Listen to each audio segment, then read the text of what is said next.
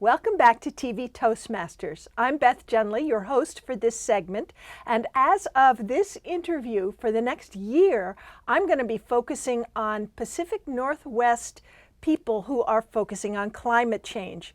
I'm very concerned about climate change. I bet you are too. So this is our opportunity to dig into a number of fascinating issues around it and see what we can do. Today, I have the honor of opening up this whole series with Sean Munger, who is the historian who sees the future. He's written several books. His most recent book is called The Warmest Tide, and that's what we're going to be discussing today. Sean Munger, thank you for joining me today. Well, thank you very much, Beth. Pleasure to be here. I'm really pleased that you are here. I read your book twice because I was just fascinated by the point of view, the historical point of view. It's not something that I generally read about climate change, so it was really useful and different. Right. So, I think it's a different perspective, and that's why I wrote the book, is because I am primarily a historian, and so much of what we hear about climate change either comes from politics or science. And so I think a historical perspective is something that is unique and interesting, and I think very useful in the realm of climate change. Cool. So before we could dig into some of the history, I want to look at one little assertion that you made toward the beginning that kind of caught my eye. Since I'm a nurse and I'm married to an engineer, I'm all about the data. To me, the data is deeply moving and tells me a lot. But you say that most of the people talking about climate change are doing us a disservice when we publicize it, and especially when we talk about data. So I'd love to hear why you think that. Well, I think that because, for a number of reasons, and I think that for so long, climate change has been seen as the purview of scientists mostly. And most of what we've heard about it has been led with data. But that's not as effective a way to communicate with people and to reach them on the emotional and particularly the intuitive and the spiritual level. I think that we need to have all of those parts of our personalities engaged when we deal with climate change. So if you think about it, leading with a graph, something like here's a graph of sea level rise, or here's a temperature map, things like that, that engages the analytical part of the brain. And it also sends a message, kind of an unintended message, that climate change belongs to scientists and it's up to scientists to solve it. It's like a math problem. It's something for an expert to solve that the rest of us can sit back and watch them do it and maybe be amazed at how they're going to solve it, but it doesn't really involve us. I think a much better way and much more effective way to talk about climate change is to engage with people personally on an emotional level, and particularly to talk about their lived experience. And that's what's changed so dramatically in particularly the last year and a half regarding climate change, is because now it's affecting everybody personally, even if just a little bit, but a lot of people are affected greatly, from superstorms and other extreme weather events to something as simple as there's that river behind your childhood house that now looks so different. It's so much lower now than it was when you were growing up. That's part of climate change. And I think engaging people on that emotional level, that personal level, is going to make the difference in our societal response to climate change. And so I think that's shying away. We don't need to shy away from the data, but I don't think we need to lead with it. We need to lead with values. We need to lead with people. Climate change is not happening in a laboratory, and it's not happening to the polar bears. It's happening to us. Well, it is happening to the polar bears too, I just have to say. Yes, it is. Yeah. It is, but it's not happening only to the polar bears. Got it, yeah. So, you ask for stories, and my mind immediately leaps to the Paradise Fire, which just happened last year. We just had the anniversary of that fire just a week or so ago. And I have good friends who bought a house in Paradise a few weeks before that fire broke out. A big, beautiful, gorgeous house. They had several generations of their family and a number of animals, dogs and cats in that house, and it was burnt to the ground. So that was a tremendous loss for them. And on top of that, she's a nurse. She was working in the Paradise Hospital and evacuating patients through the flames. And one of her children was on a bus that took 6 hours to get out of the flames. So and now, a year later, as a nurse, she's finding that she's doing grief counseling as a big part of her nursing within that community. So it's very big, very big and very emotional. And I know you have a story too that's personal to you. Yes, I do, and it really does make a difference when climate change starts happening to people you know, people you love. And this happened to me around the time that I started to do climate change consulting and my work in this field. I had a friend, he lived in Santa Rosa, California. His name was Eric, and he had to evacuate his home because of the Santa Rosa fires in October of 2017. At the same time as the Paradise fires, exactly, right? Exactly, and I mean, there's so many fires that are going on now, all over the place during the fire season. But he was evacuated from his house, and he had to move around. He was basically a climate change refugee, right here in America. And he had a heart condition, and unfortunately the smoke from the fires and then also the stress of the ripple effects from what was going on exacerbated his heart condition, and then he died about 6 months later. He was 37. So that's just heartbreaking. It is. So I know when you know someone who has died of something related to climate change or exacerbated by climate change, it really personalizes it, and it makes you realize that this is a life or death issue for millions of people around the world, and not in developing countries. I mean, yes, in developing countries, but not just in developing countries. It's happening here in America. It's happening to us. So that really does personalize it, I think, much more than just looking at a graph. It does indeed. All right, let's turn to the history parts of it.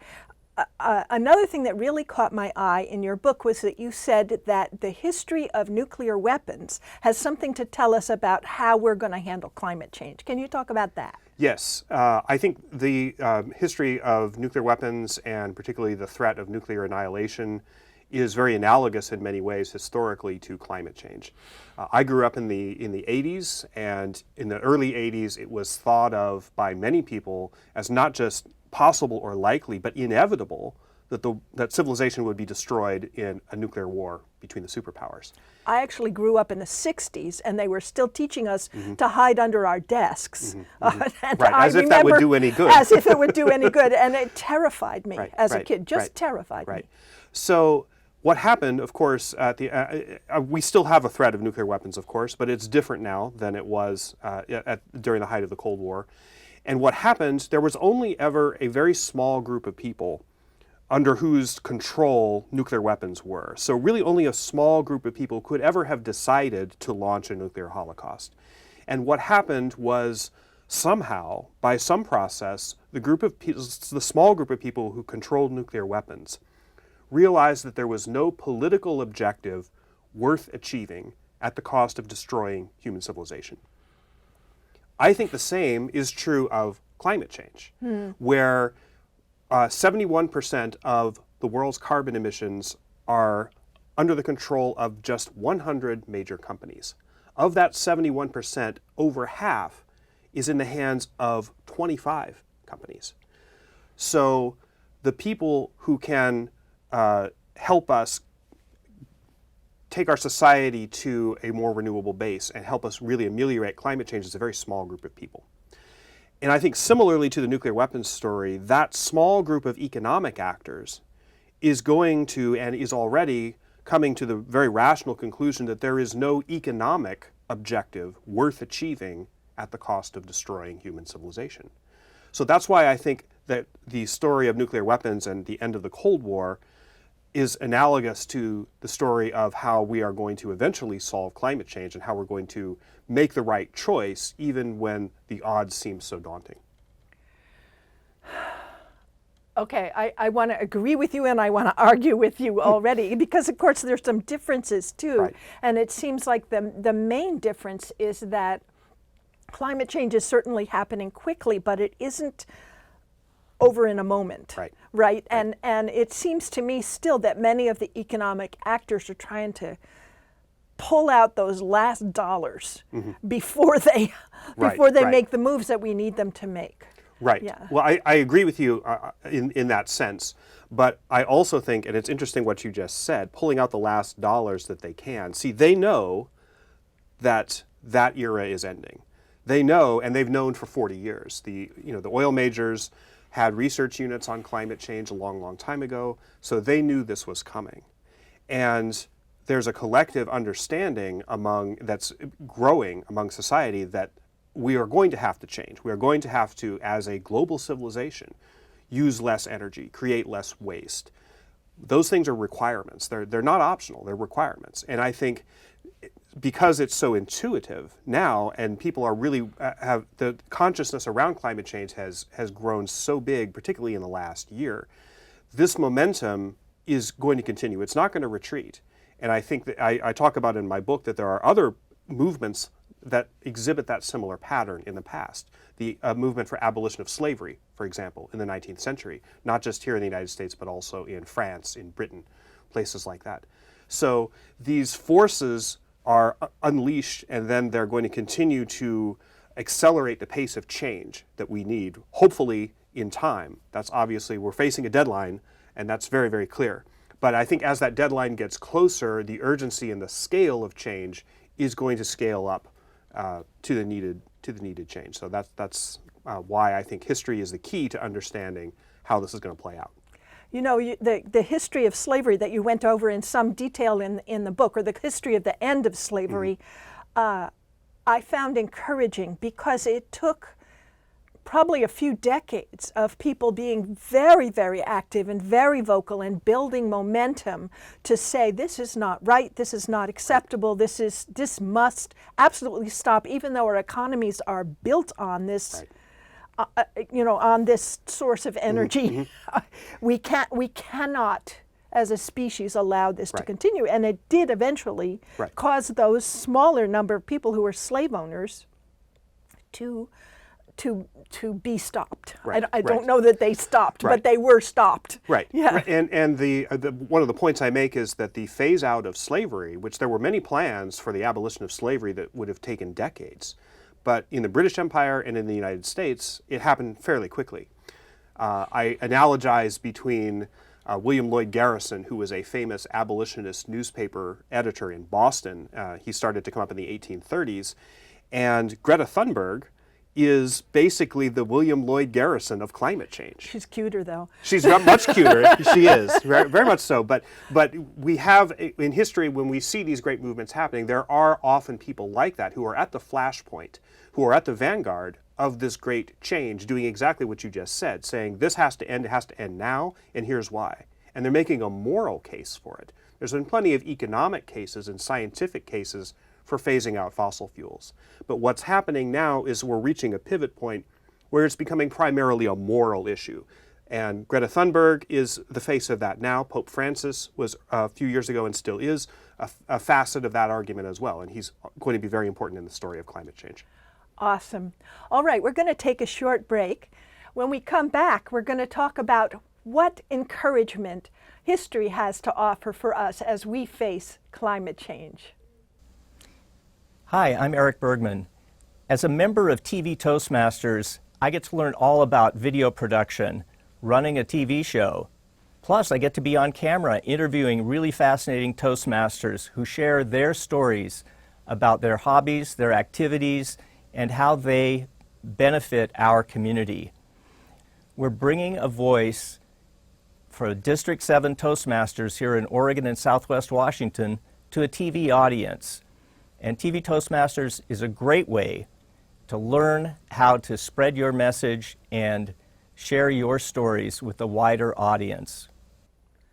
Welcome back to TV Toastmasters. I'm Beth Genly, and we're talking with Sean Munger, the historian who sees the future, who has written a book called The Warmest Tide, which is historical perspectives on climate change. Sean, just before the break, we were talking about historical lessons that really helped us imagine how we can make the positive changes we need to make. I want to directly quote you from your book. You said, "It's not hopeless and we're not screwed." Right. That's exactly right.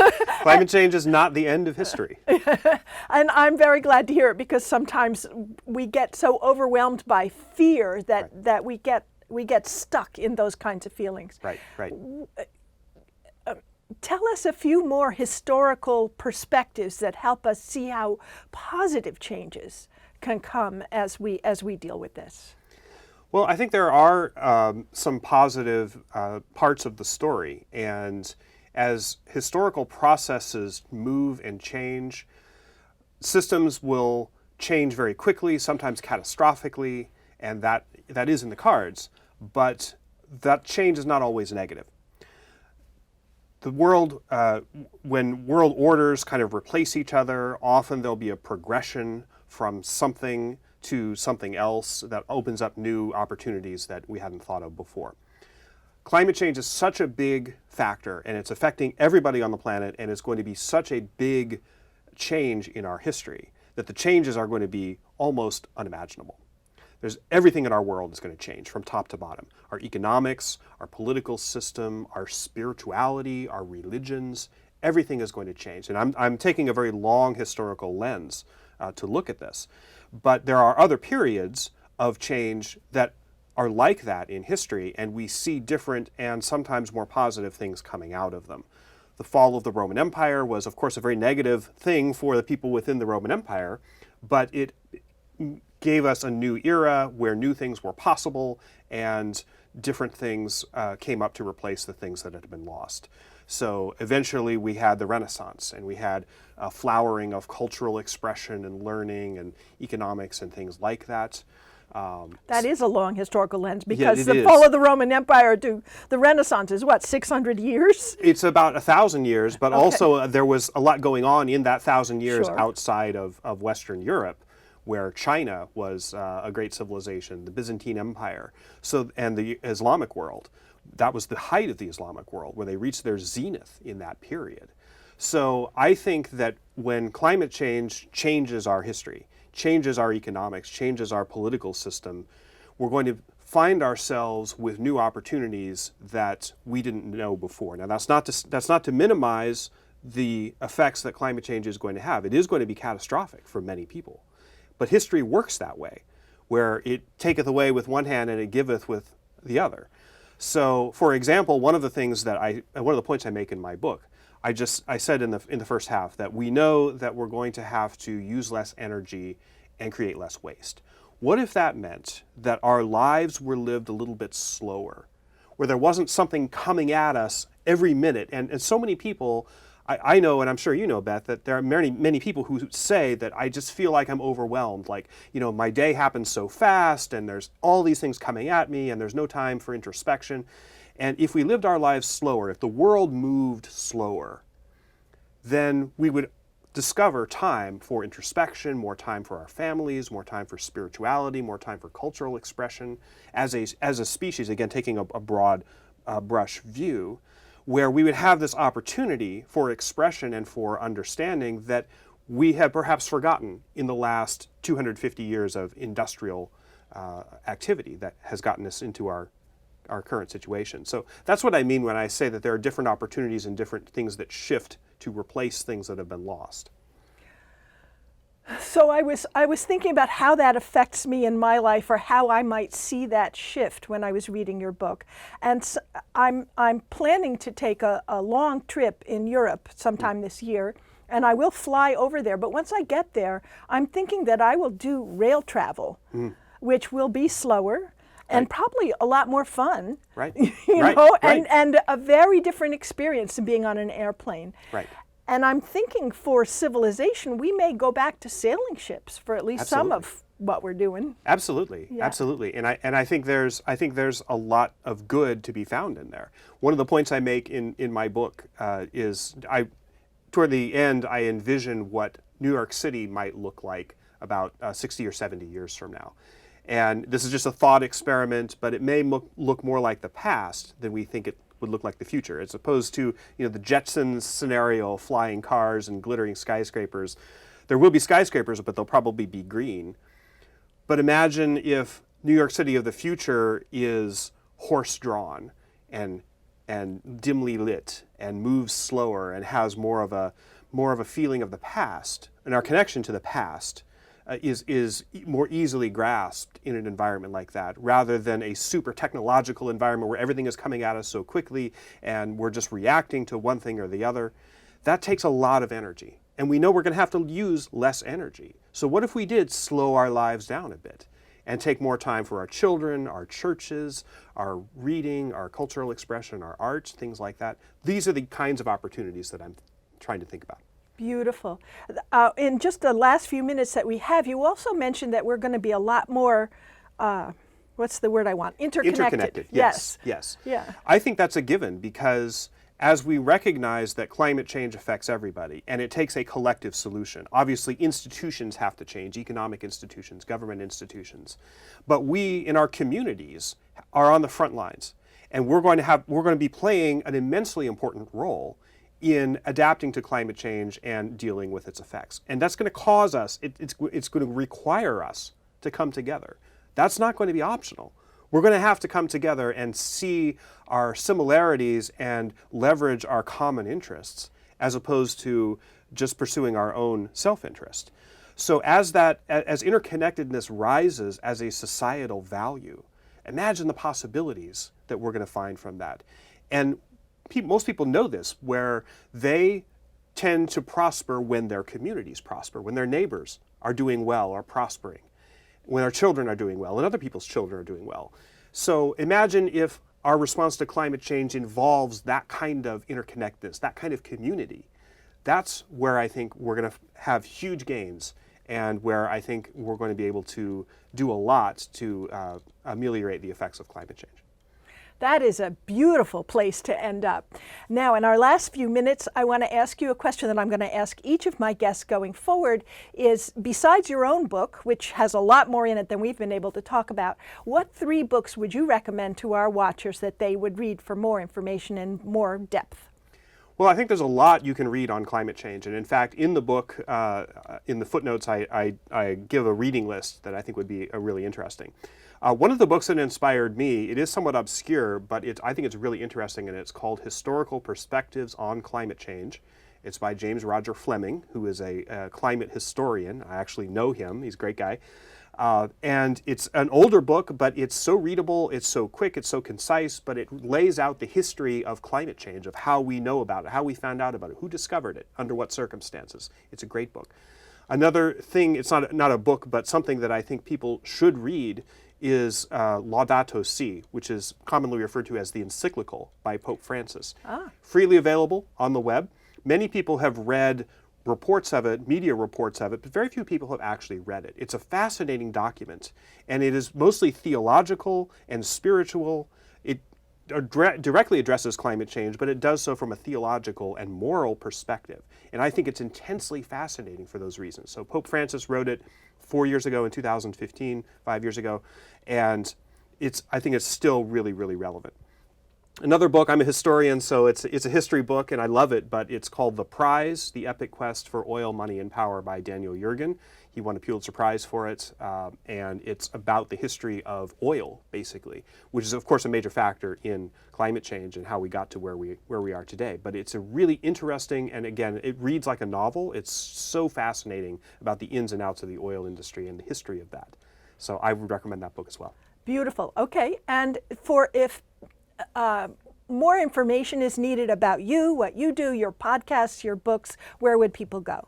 Well, you should go to my website, which is just seanmunger.com, and I have a blog there. You can access my historical podcast called Second Decade. There's links to various things that I've written, and also I speak, and there's some video of me speaking there as well. So there's a lot of my material is there. Awesome. Thank you for joining us today. I'm really glad you're here, and we will be continuing all this year looking at Pacific Northwest perspectives on climate change. Today we had Sean Munger. We will move forward with more fascinating guests in the future. Thank you. Welcome to an opportunity to take the next step of your professional speaking journey. I want you to be honest with yourself.